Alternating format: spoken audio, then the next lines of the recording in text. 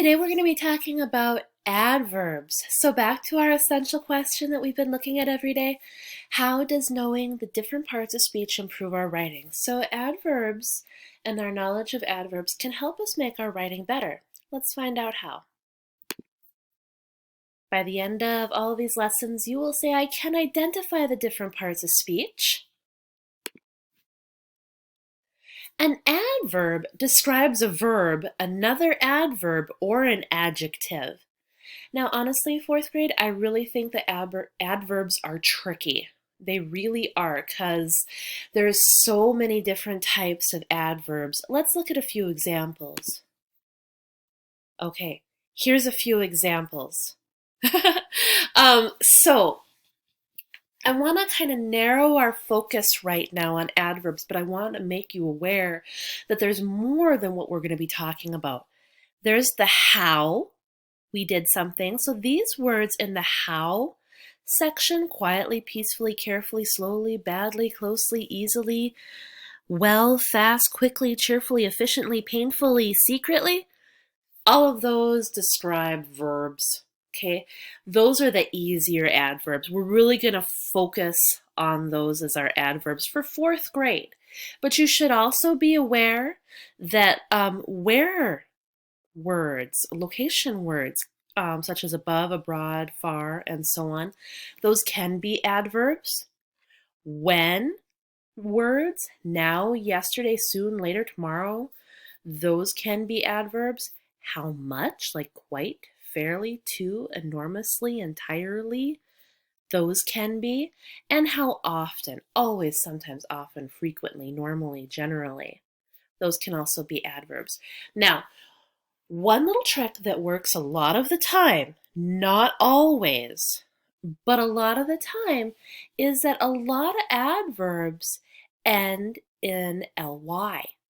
Okay, not all words that end in ly are an adverb, and not all adverbs end in ly, but very often a word that ends with the suffix ly will be an adverb. So let's look at this practice sentence. Yesterday, the girl cheerfully accepted her medal. Now, let's think of what word is the verb. That can often help us find our adverb.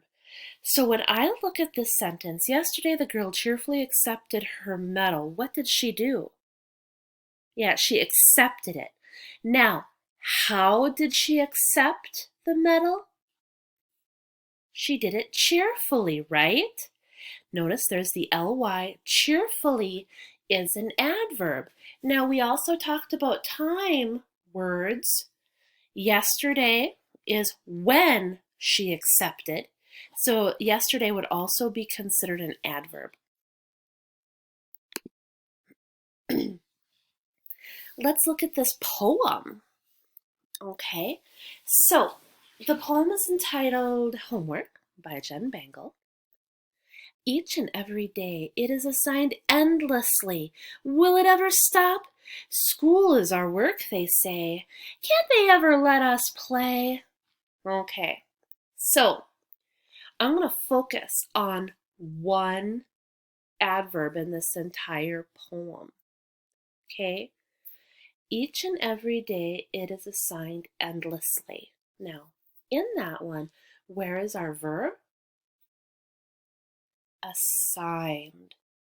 Now remember, an adverb describes a verb. How was it assigned? Endlessly. So it's being assigned all the time. It never stops. That's what endlessly means. And then we have our ly suffix at the end. Now, does an adverb always have ly at the end? Nope. But a lot of times it will. Okay? So, how does knowing the different parts of speech improve our writing when we're looking at adverbs? Okay? Adverbs add some description into how things are being done. So in Jen Bangle's poem Homework, it's assigned endlessly. That gives us a lot of information, more than we always have homework. Makes it sound better, we always have homework.